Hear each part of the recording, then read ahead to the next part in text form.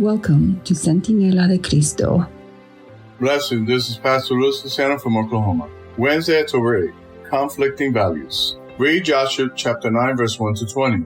What are the similarities and differences between the story of Rahab and that of the Gibeonites? Why are they meaningful? This chapter, Joshua starts by informing us that the Canaanite kings, who usually ruled over small cities, decided to create a coalition against the Israelites. By contrast, the inhabitants of Gibeon decided to establish a covenant with Israel. In order to trick the Israelites into making a covenant with them, the Gibeonites resort to the scheme of being ambassadors from a foreign country. According to Deuteronomy chapter 20, verse 10 to 18, God made a distinction between the Canaanites and people who lived outside the Promised Land. The word translated as craftily or cunningly can be used with a positive meaning, denoting prudence and wisdom, or negatively implying criminal intent. In the case of the Gibeonites, behind their treacherous action lies a less destructive intent of self-preservation. The speech of the Gibeonites is strikingly similar to that of Rahab. Both acknowledge the power of Israel's God, and both acknowledge Israel's success is not simply a human feat.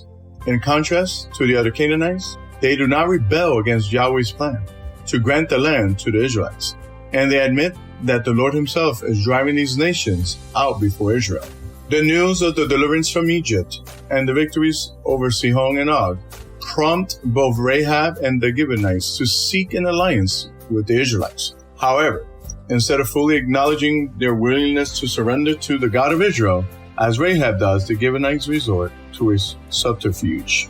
The law of Moses made provisions for learning the will of God in cases such as this. Numbers chapter 27, verses 16 to 21.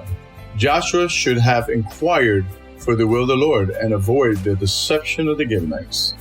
The fundamental duty of a theocratic leader and of any Christian leader is to seek God's will.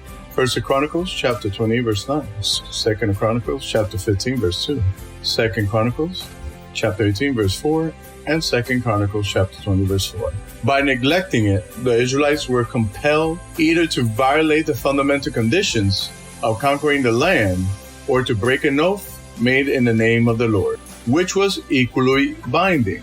How often have you found yourself struggling between what appears to be two conflicting biblical values?